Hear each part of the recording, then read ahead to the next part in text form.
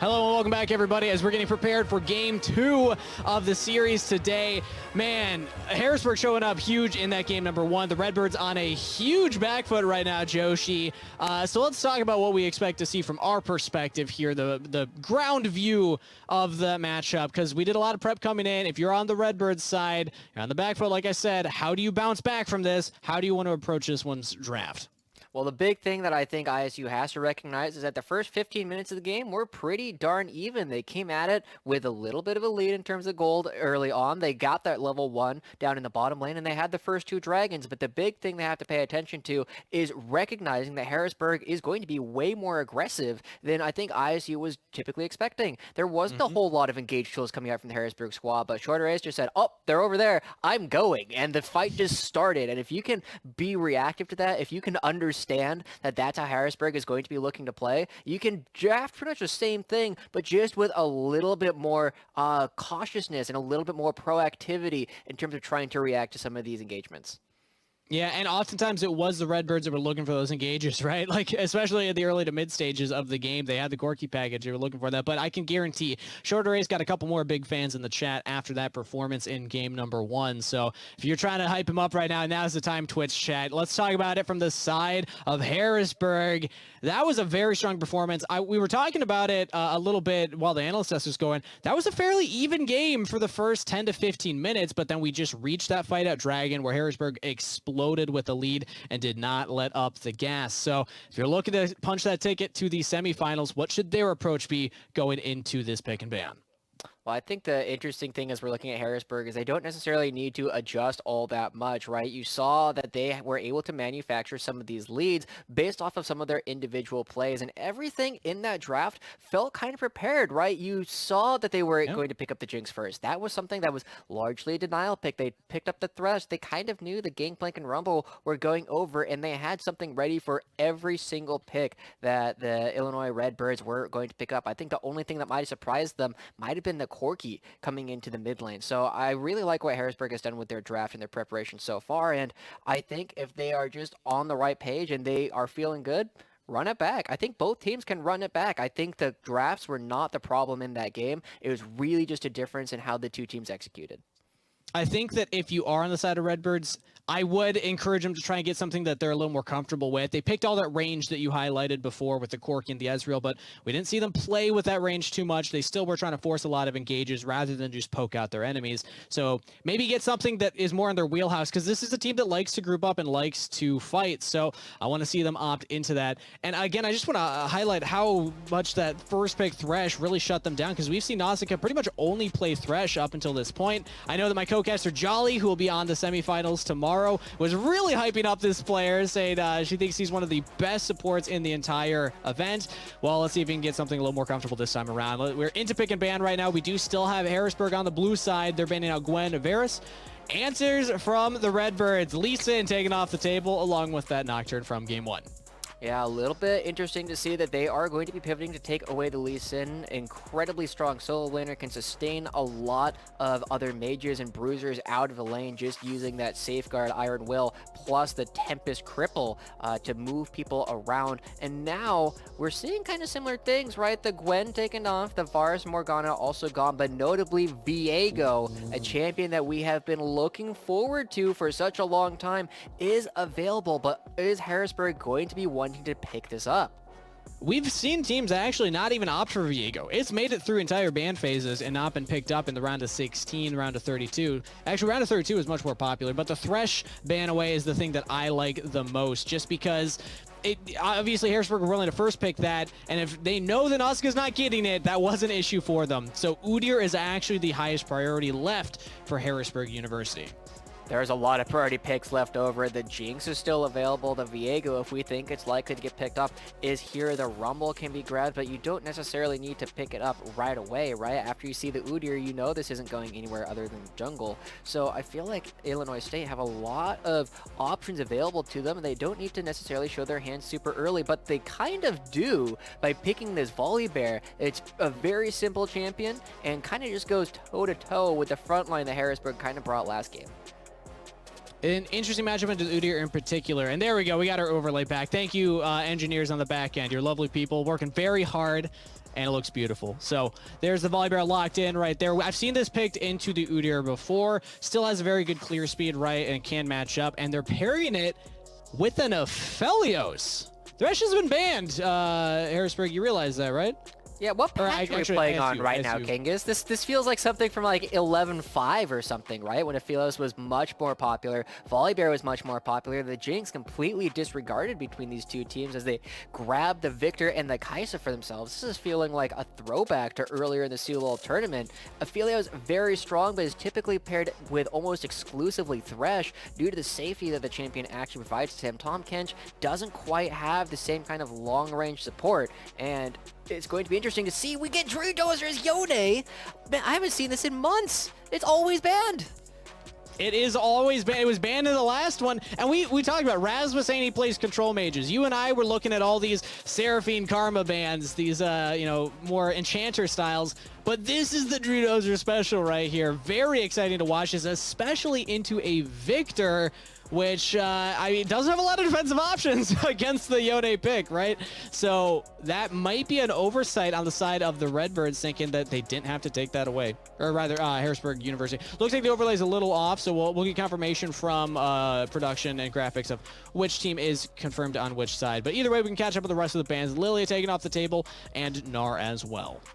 Yeah, this is definitely an interesting spot, as you are going to have to decide. We now have a composition coming out from what I'm presuming is the Illinois State squad on the red side that is very focused on going forward. You can create space for the Phalos by, again, creating too many threats for anybody to actually try and hit you. Disconnector should be very happy that there's already a Volibear on and a Yone on his team who are going to be diving in to the side of Harrisburg. But the thing is that Harrisburg, knowing that this dive is coming, have options to pick up some more defensive tools. They have ways that they can try and play this. Things like the Galio kind of come to mind as like a support character, and we do get confirmation that Harrisburg is going to be on the blue side. They just need to make sure that they can keep hopeful and like a Moss alive throughout this entire thing. I like this from Harrisburg, though, focusing on these AP junglers. Gluten-Free Panda did play the Rumble last time around. He doesn't get the Rumble, Lilia, Morgana. Or, maybe we can throw Gwen in that mix. I'm not super sold on the Gwen jungle yet. But regardless, a lot of bans focused towards the Gluten-Free Panda in particular, which makes me question. They obviously don't believe that that's a Volibear jungle, right? They think that that could be a solo lane Volibear, and we still won't know, because Karma is locked in as the red 4 here for Illinois State University. Could be flexed again to top or to support. We'll have to wait and see where that's going. I think the Volibear is a lot more likely to be top lane at this point. It is very strong against a lot of the other melee matchups these days. And with the Gangplank removed from the table, or I guess not removed, but just not picked up early on, it is something that you can just rely upon to be somewhat lane dominant and have manaless push based on the passive auto attacks. When you stack up to 5, you just get basically chain lightning across all of the minions. But the Rakan comes through, has some big engage tools, but also can be very effective as counter engage throughout all of these fights. And instead of the Gangplank going to ShamWow, it's going to get picked up for Sandflame. In particular, I actually like the Rakan into Yone, because you were saying defensive options. You just press R. Like, Yone has to jump into you. You can just press R to stun him up, but that's a Vladimir lock-in. The counter pick. This is an OG one here. Vladimir into Gangplank.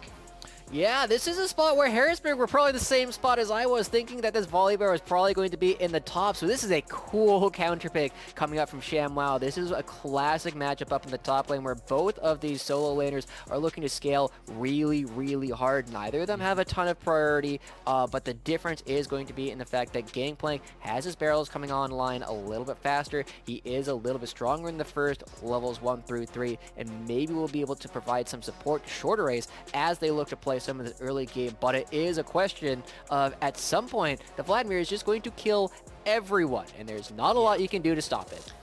We've seen the Vladimir absolutely pop off. On this patch, the Q cooldown was nerfed just slightly, just a tiny bit. He is still very strong, though, so I like this pick. We haven't actually seen a lot of focus towards it throughout the tournament so far, but coming out here in the quarterfinals match point, the one thing I'll say about ISU's composition, there are a lot of champions that want resources. We'll see how they actually divvy those up and who they decide to put them on, because they are on match point. They have to win this one and then another in order to keep their run through collegiate top 32 going as they hope for that championship title. This is a young collegiate program. Their first years of varsity program, already a huge accomplishment to make it to the top 8. Let's see if they can push Harrisburg a little bit harder.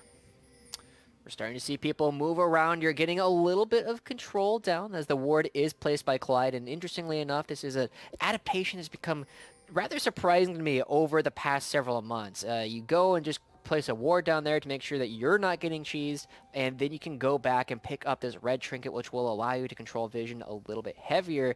But this is often paired with ganks, right? The reason why you get this red trinket is to deny vision from the opposing team. You want to make sure that Shorter Race isn't spotted out through some of these early clears, and you might expect from this point, when we have the God's Eye view, that Shorter Race might start top lane and come down to the bottom, and as soon as I say that, they're trying to trick me up.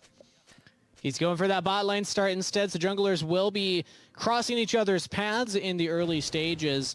And you were talking about how you expected the Volibear in the solo lane, right? A little more surprised to see it in the jungle. I still like the Volibear clear speed in the jungle. I think that we did actually see this in MSI in particular as something that can answer that Udyr, especially now on patch 11.10. So we'll have to try Gluten-Free Panda. What does he want to do? Because this is a very different pick from that Rumble in game number 1. But I also want to highlight the bottom half of the map because, yes, Disconnector doesn't get the Jinx, they don't get the Thresh, but this is at least something that is more reminiscent of a Jinx pick, right? If Aphelios does scale, he can be a teamfight monster, but I'm just not 100% sold that a Karma alone is going to be enough to keep him safe. Well, I feel like the Karma is actually going to be used to create Drew Dozer and GFP to be even bigger threats, right? You need to dive into the enemy team. You need to get through the gravity wells. We see a little bit of trading back and forth. Good auto from ShamWow to deny the barrel going off and can just walk away. But I feel like this is thing where we're looking at a threat overload. I've been using this term a lot to just mean you have a lot of other people that you have to pay attention to before you can deal with the Aphelios, and that just means he has an opportunity to free hit, and if you hit the Aphelios, well, suddenly it means that you're not hitting the Vladimir and the Yone. That is true, so we'll have to see if Harrisburg, what their target selection looks like, because that was a big part of game number 1, is who everyone decides to pile on top of, because if you just burst down that Yone, he can die fairly fast, and they do, like I said, have the Rakan. You just press R, right? You just press R, he's charmed, you get that knockup as well. But we're not quite at that teamfight stage, right? We're still in the early stages, we're still in this laning phase, so let's break down what we expect to see right here, because already Gluten-Free Panda is pathing towards the bot half of the map. He doesn't go for it, but Clyde actually goes aggressive in onto Nausicaa and Disconnector. Not going to find anything for that, but if you had to make any kind of prediction right now, Joshi, where do you think that these junglers are going to focus this early stage of the game? Well, it's really hard to predict that at this point, right? It's hard to kind of gank this bottom lane. You have a lot of movement speed from Nausicaa. Clyde has a lot of mobility as well. It's kind of hard to gank the top lane because there's not a lot of crowd control on either side. Vladimir just disappears into his pool, and with only one crowd control, Sandflame can use his Ornders and everything's going to be K. So that kind of just leaves the mid lane where Drew Dozer and Moss have been kind of just bouncing waves back and forth, and both of these junglers feel like they're just kind of looking for something to do, and you see GFP leaves a couple of camps up. He's a little bit slower than the Udyr, but now he might be looking to dive. Second time on the bottom side now. They are looking for the dive, but Nausicaa takes a big chunk before it even starts, and Shorter Races here a full level up over Gluten-Free Panda. So, yeah, there's just no way. Okay, that's actually a lot of damage onto Hopeful. They did get heal out of the AD carry and Ignite out of Clyde. Kind of surprising off the back half of that play, but I guess you can say potential advantage to ISU. Not dying is definitely a big lead, though, coming out from Harrisburg. They are definitely down pretty far. The Aphelios and the Karma kind of impressive with the long range they have relative to the Kaisa and the Rakan, but they have to convert it into something a little bit more than just this CS lead. They want to be able to be the ones that are going to be strong early on in the game because you're relying on the Vladimir to really be this massive, massive burst of power later on in the game, but you just need to bridge it, right? You need to get from point A to B, and ShamWow can't die here. Sandflame flashing forward, trying to get that auto attack for the passive burn, but Okay. not going to. Shamwa doesn't even have to use his flash. All right. Well, that's another small advantage going over in favor of Illinois State, as they are going to be leading in CS, both in the bottom lane and the top lane. Sandflame, thinking he spots Lethal, not able to pick it up, is going to be hurting them fairly hard, as we see both junglers starting to move up towards the top side. A book in the hands of ShamWow and a blue dagger of some kind in Sandflame's inventory. A sheen, I believe, is what the name of that one you're looking for. I don't like these technical terms, Kangas. It's a Hey man, that's my job. I'm the play-by-play. I gotta know what things are called, man. Let me show off here a little bit. But all right. Top lane. Overall, I mean, you can look at the gold differential. Yeah, Shorter Ace is doing a great job clearing the jungle much faster than Gluten Free Panda. Interesting to note, a Darksteel picked up on a Udyr as well. But the lanes are really what's keeping the Redbirds ahead right now. They did get the kind of top lane, and as I say, that ShamWow is getting ganked. Has to flash this time around. So, okay, they got it eventually, but it does take some attention from Shorter Ace. But back to that point that I was making before, Disconnector doing a fantastic job with the help of Nausicaa on the Karma, just constantly shoving. This is 2 plates to Disconnector. This isn't Aphelios. This is the lane I was worried about, but I guess there was no cause for concern. No, and we'll see how much they can actually do with this, right? I was saying that they need to get a little bit more than just a CS lead, and the plates is a great way to start doing that. Get an item advantage, and he's going to be picking up their Berserkers Greaves relatively early on. Gives them a little bit faster return to lane, but also with all the different guns, you can now cycle through them more quickly and try and find the best guns for the given situation. As they all come back onto the map, you also notice that GFP already on the Dragon before Shorter can respond. But Lycama is also getting a huge chunk under Drew Dozer. I don't think it'll stop the Dragon take, though, just because nobody's really spotted this out. There's a little bit of shallow vision, I guess we can call it, coming in from the Redbirds to spot out Clyde right there. So, yeah, you're right, Joshi. First Dragon picked up here from the Redbirds. That control the bot lane, netting them their first neutral objective. And Clyde will spot it out a little too late, but he's actually trying to kind of route them here. Clyde's playing aggressively, Short Race on the bottom half of the map. But Gangplank ultimate used, no kills found, just flashed out of Nausicaa. Very respectful coming out from Nausicaa. It wasn't clear if that fight was going to be good or not, and he just takes the initiative upon himself to say, I don't think so. We're going to be backing out of this one.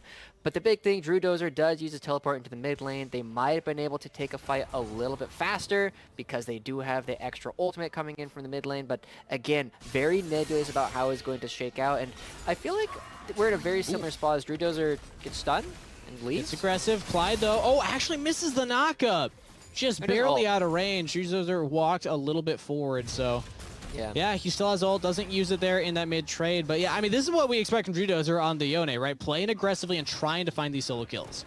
Yeah, and not dying in the process. That's a major part of it, right? You can't be playing aggressive if it just means you're going to be giving over solo kills to the other team. So this is a good start. I feel like we're in a very similar spot to Game 1. ISU has a small lead across the board. Shorter Race has mostly just been power farming and hasn't necessarily had the impact that we look at this guy to really have just quite yet. But there's still a lot of game left to play. First Dragon is nice, but you got to get all the way to 4 for it to really be impactful. But overall, I think the Redbirds are happy with how this early game has gone, right? I mean, Vladimir still scaling up in the top lane, actually forces Sandflame to get that early Executioner's calling. But I guess that Executioners will put in a lot of work as well against the likes of the Conqueror, Aphelios, and Yone. So that'll scale just fine, but still in lane, not always the most gold efficient. But Drew Dozer yet again taking this poke, this harass from Lycamaz. Lycamaz is willing to just throw out this ultimate for poke, essentially, just chunking Drew Dozer, trying to keep him low on health so that he can actually go for the fight. But Drew Dozer goes forward yet again, commits the ultimate, but misses. And we'll take that link back to his turret. He's still taking a lot of damage, though. I don't know if you can walk up anymore. Yeah, this is a very tough spot for the Yone. While you're a little bit low health, don't have the ultimate, you are going to have to be careful with no teleport available. This might be giving Harrisburg the freedom to actually go for this Rift Herald. I think they are hitting, as we see Shorter is just messing around a little bit on our mini-map, but GFP is going to flash. Flashing forward aggressively. Drew Dozer now trying to follow up. Lycamaz still alive. They can't get him. Both mid laners limp away with slivers of health bars, and now the junglers are left to say, I guess we start slapping each other. Our mid laners are alive, and so are we. So just the shove coming in from Shorter Ace, but he did pick up that Rift Herald during that exchange, so net positive over to Harrisburg. but the game's still so even. It matters that you pick up this Rift Herald, but it matters more how you use it, right? There's no plates that have currently gone down on ISU's side of the map. They are all still at 5 plates, which means that the Herald, unlikely to be able to get you an entire turret. It's mostly just going to be about a kill's worth of gold that you pick up by crashing it into a turret, whereas on the other side of the map, ISU have already picked that up all on their own. They've already picked up 2 plates in the bottom side of the map, and if we see a bit more attention coming this way, it might turn into a full turret before the 14-minute mark crash. I love that play from Nausicaa, walking really deep and getting that ward on the Krug. So they see Shorter Race clearing that camp, which means that they're actually very safe. Usually it'd be like, okay, I'm a little concerned, you know, you're shoving in as the Aphelios lane, but they're just trying to keep pressure here, knowing that Shorter Ace will be around. They would even spot him in that tri-bush if he walks around. Now Clyde will try and clear this out. So Shorter Ace might go for a Raptors gank bot side, but I think that the Redbirds will play safe enough to spot that out. Yeah, they're kind of pulling the wave at this point, right? You're seeing that they are willing to play a little bit safer. They don't have a whole lot of vision control. GFP probably made the call. It's like, guys, I want to clear my jungle. I'm starting to fall behind in camps, which is expected in an Udyr Volibear matchup, but you do have to be very careful because at this point you have a lot of push coming out from Moss. He has a lot of points in that E. He can clear this wave super effectively. He has the first transformation there, so he will be able to clear this out and pick up a first play. And Shorter Ace just hanging out in GFP's jungle. They know that Drew Dozer got chunked out, and he's probably going to go for a reset here. No teleport, so yeah, I like this from Shorter Race. He goes to the mid lane because either A, Drew Dozer stays, and you try and maybe dive him under turret. You got Flash Bear Slap, and then the Rift Herald to follow up, get the kill, get some plates, or you just take away camps if he resets. But, I mean, this play's still on the table, right? They can still drop the Rift Herald mid here. Fantastic heads-up play from Harrisburg. I said it was unlikely that they get an entire turret with the Rift Herald, but once again, I feel like Harrisburg is doing what they can to prove me wrong over and over again. Every single time I say something about their play, they turn around. Now they have a gold lead after taking down the entire turret, and that's going to make it much more dangerous for Drew Dozer to be in this lane. Here's the all-in in the mid lane, but also a gank happening in the top side, so we're going to get action all across the map right now.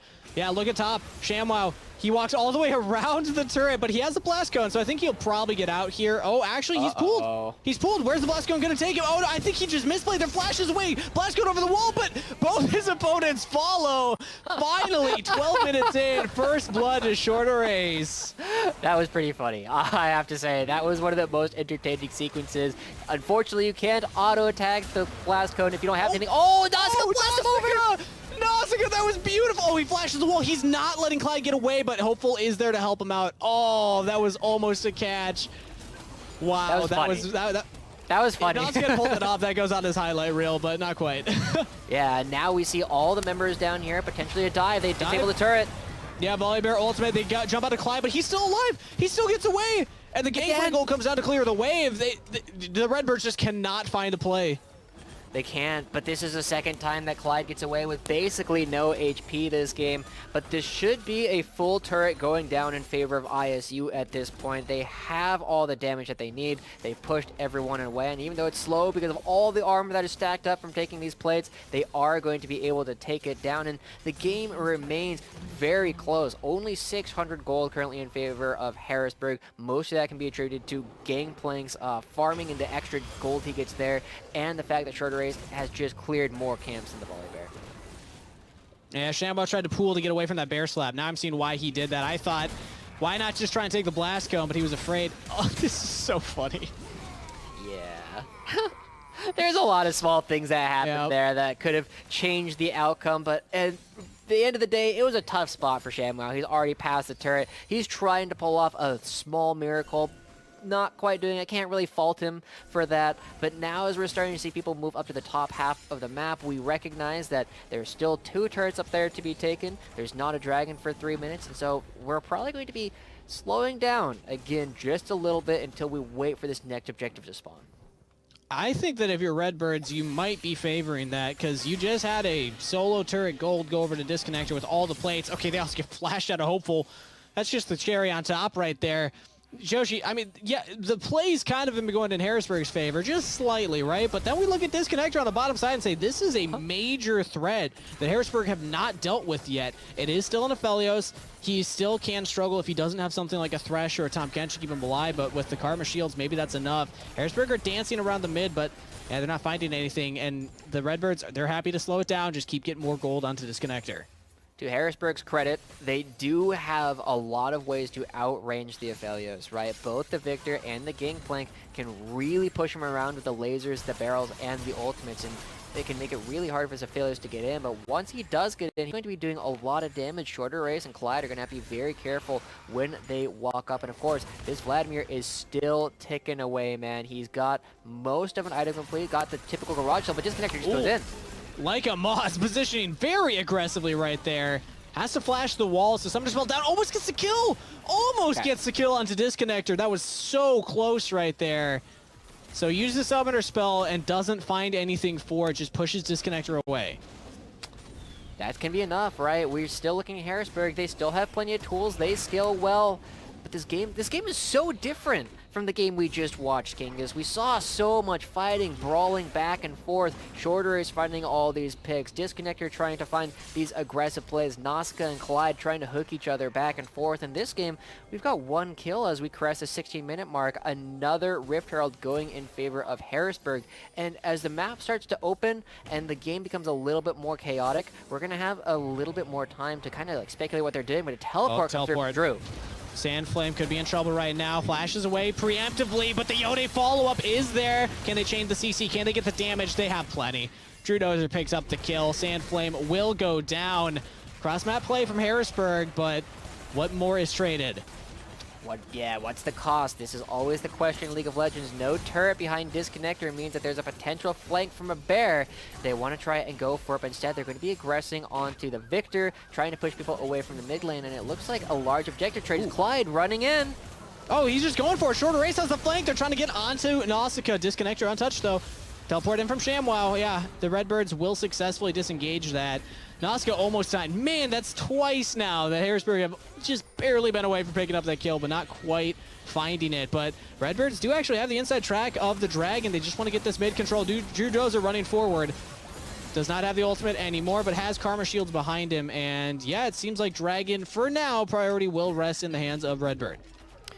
There's no ultimates really to contest coming up from Harrisburg. You do have the Chaos Storm, you still have the Killer Instinct, but with both Rakan's ultimate and the Cannon Barrage down on Sandflame, it's going to be difficult for them to really try and contest this through the just raw damage that's going to be coming out from both the Aphelios and the Vladimirs. You have to walk through this choke, and it doesn't look like Harrisburg are in position for this one. So as a third Dragon goes over in favor of Illinois State, we're starting to look at a game that could very easily be determined over who's actually going to be picking up the Elder Dragon in about 10 minutes, guys. So hold on. Make sure you have some time to breathe in a little bit, take stock, and recognize that these two teams are in for the long haul. I'm hoping, Joshi. If we can get a full 3-game series, I would be elated. But at least a long game number 2 would help, right? Yesterday felt like it was over in a flash. And no one wants to see Collegiate League of Legends end that soon. This is too much fun. Priority on the mid side here from Harrisburg, trying to get that mid-turret. But again, Junos are just getting aggressive on the Sandflame. Flashing in. Can he get the kill? The solo! Drew Dozer on his signature Yone pick. You love to see it. This is why this has been banned for almost the entire COL season. This is why you don't let this guy play it. That was such a reach. He knows his damage limits so well. When you have this kind of mastery over a champion, when you're also known for things like the Katarina, Drew Dozer coming out with this Yone play is really keeping ISU in a spot where they have enough momentum despite a gold deficit that they can continue to play for all these objectives. And as they shift some of their attention towards the top half of the map with the Baron spawning relatively soon, it should be good. I mean, I don't know what else to say here other than that Drew Dozer just looks really good. He knows exactly the limits of his champion. He uses every last bit of that E before he has to go back and take down Sandflame. So props to him for knowing his champion so well to be willing to make that play. I can tell you what Sandflame was thinking there. He's thinking, I can stop his back. Oh, crap. Realized that is, in fact, a Yone. But now a dive on the top side. Like a Moz in a lot of trouble here. The Volley Bear will turn off the turret, and Like a Moz goes down. Redbirds Man, they've made back-to-back plays now, and they're keeping themselves alive in this series. It's looking spicy right now, Joshi, but as I say, that disconnector could be in trouble. He's got the Karma Shield to speed him up, but does need a flash away. Heals as well. Shorter Ray still chasing him down, but the root from Karma will save his AD carry, but the re-engage from Clyde, they jump, dive, commit onto disconnector, and they will take down Redbird's AD carry. Nazca chasing as well, but man, this is such a different look from ISU. We don't normally look at their solo lanes as like these big major carries for the team. They're kind of doing their own thing while we wait for Disconnector to scale up, but Disconnector, like, he's quietly got a 30 CS lead, but the only thing he's done so far in this, take the bot lane turret and then kind of be a target. He's that weak piece, that hanging piece where you don't have enough friends around. Too many people are there from Harrisburg. They take him down, and the game remains so even as we have 2.5 minutes left before the next dragon spawns. Yeah, Disconnector's got to add to his college reading how to make friends and influence people, because he's got to have a little more backup there when he's playing this kind of pick, helping out, provide that damage for his team. But so far, I mean, that's what Harrisburg needs to do with this composition. They still need to worry about Drew Dozer. Joshi, I believe you highlighted it as the threat overload composition, and not again! Drew Dozer, just give this man some time to play League of Legends! All right, no, there's no time. True. There is no time here, King, as Drew Dozer is going to find him yet again, and as they push down yet another turret, we see play on the rest of the map as well. They're trying to find Clyde, maybe? No, there's no way. Does get rooted, but he's still fine. It's just a Karma. No AP built, going full support, so Clyde is just fine. But man, Drew Dozer, I think Harrisburg are realizing, yeah, maybe leaving the Yone up was a mistake. Maybe that we should have actually respected that pick and taken it away from him, because that is pretty much keeping the Redbirds in this lead right now. They are walking forward. Baron was started up by the Redbirds, but now the fight is breaking out. Harrisburg trying to reposition. In goes Gluten-Free Panda, but now he's the sole focus of target for Harrisburg, and without any backup, yeah, the Redbirds need to back away. They did not have the correct setup for that kind of play. This is definitely a spot they weren't sure. Harrisburg wanted more. They commit the Chaos Storm and the Gangplank Ultimate. They don't find any kills, but they get priority over mid lane. They will push in this turret and now rotate presumably towards his bottom side, get some vision for the Dragon. Well, we got some time left before it actually spawns. You still have 45 seconds, and that's enough time for all of ISU to push through the mid lane and show up for this fight. A lot of ultimates were committed on both sides of the map. Nothing is available for the Volibear, for the Aphelios, for the Victor, and for the Gangplank. So we have a big opportunity where a lot of these characters are going to be a little bit reliant on their ultimate, and notably, Drew Dozer has access to his. We've been seeing him use it on single targets so far, but we cannot understate how powerful, or we cannot overstate how powerful this ultimate can be if you catch Harrisburg slipping. He's going for it yet again, like a Moz, the recipient this time around. Oh no! Sandflame says, all right, at least you know my pain. Like Moz goes down, even using that flash as well. And right as you were saying to Joshi, Dragon is spawning. So this should be Dragon's soul to the Redbirds. What a time to find that pick.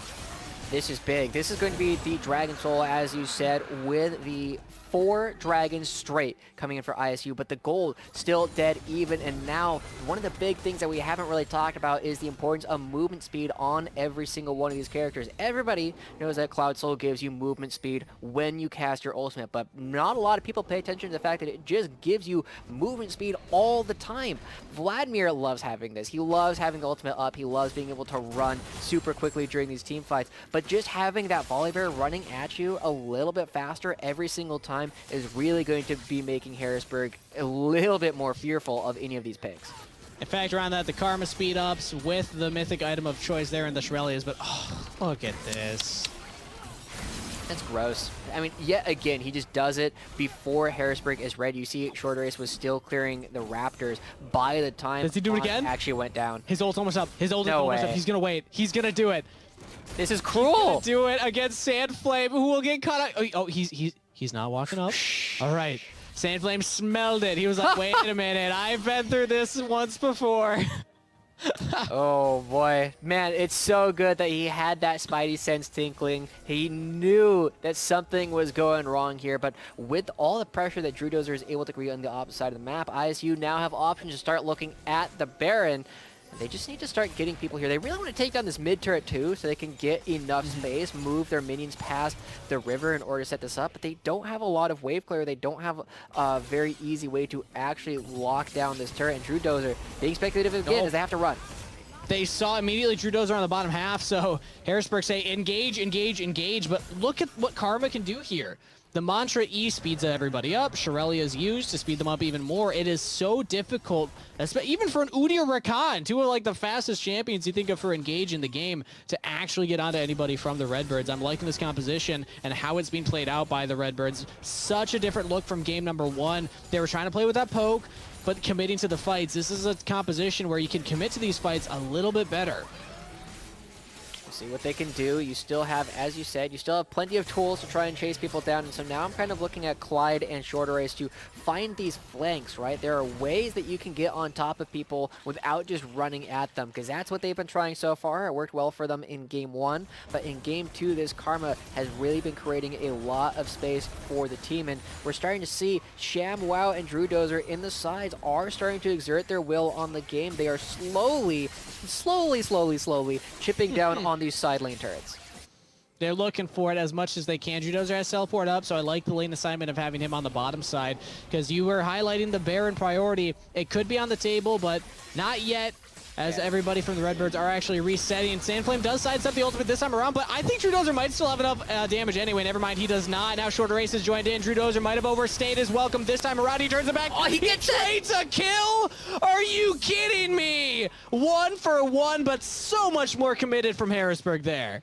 Yeah, small miscommunication coming out from ISU. The thing about split pushers is you need to have other points of pressure, or you can smack down the nail that stands up, and you bring both Hopeful and Shorter Race down to the bottom side of the map. You punish the fact that Drew Dozer just goes for a dive without any other pressure on the rest of the map. Shutdown goes over, but he is still 5-1-0. Most of these are solo kills, and ISU finally cracked the mid lane turret with the tempo that they created from Drew Dozer dying, and now are they going to be trying to go for this Baron? This is a very dangerous. Bold move if they do, but a huge engage coming in from Clyde. They got Disconnector! The 80 carries out of the fight, which means it's all up to ShamWow. Can he do the damage as a Vladimir? Has he scaled hard as the 2 items completed? Jumps onto Hopeful, jumps onto Clyde, does a lot of damage, and is still full health. Here's Drew. Oh, actually did a fantastic job of distracting Harrisburg right there. Now Drew Dozer has respawned, has teleported in, level 17 on the Yone.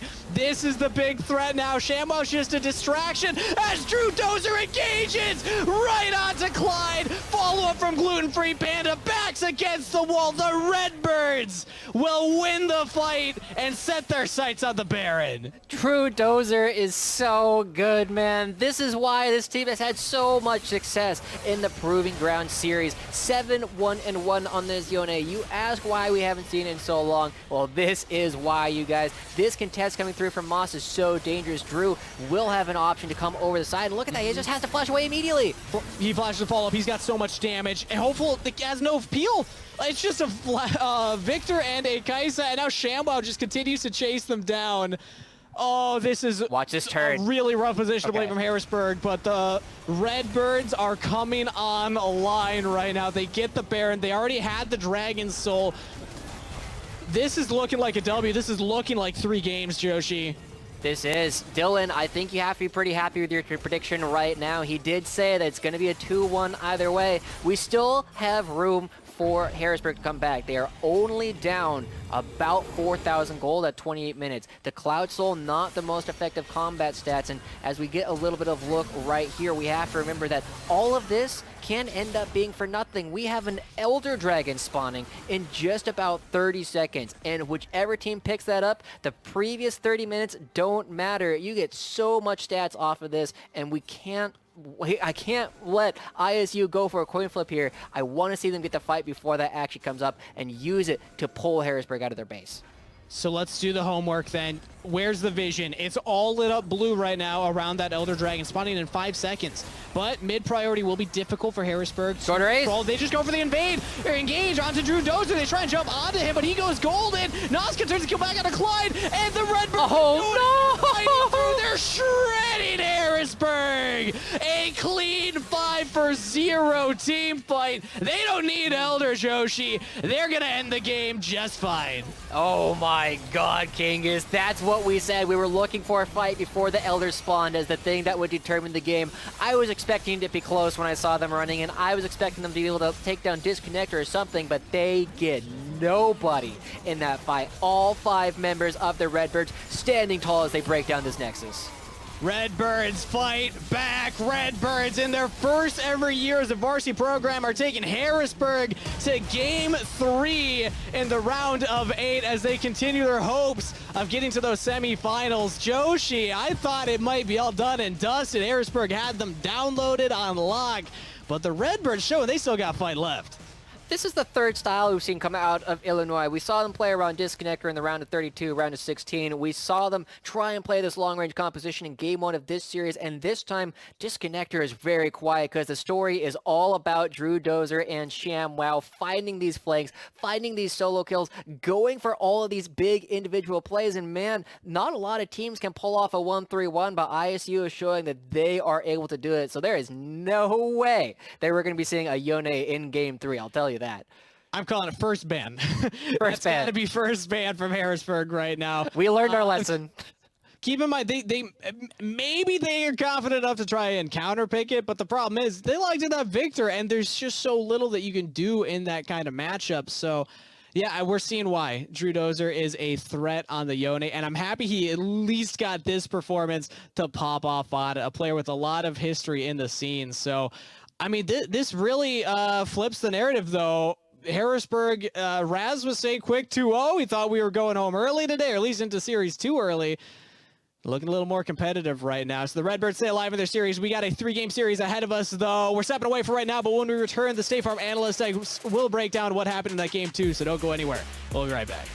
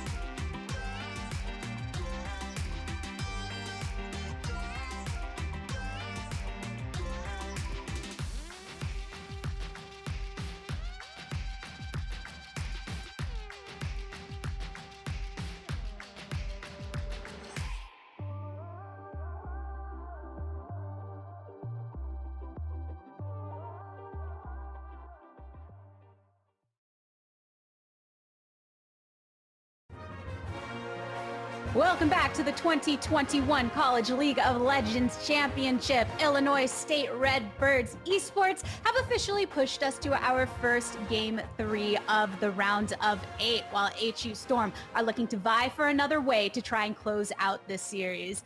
I grabbed some cords to sport my pride for ISU. Oh my But goodness. I actually don't even know if they're the right ones, but they're nice and red.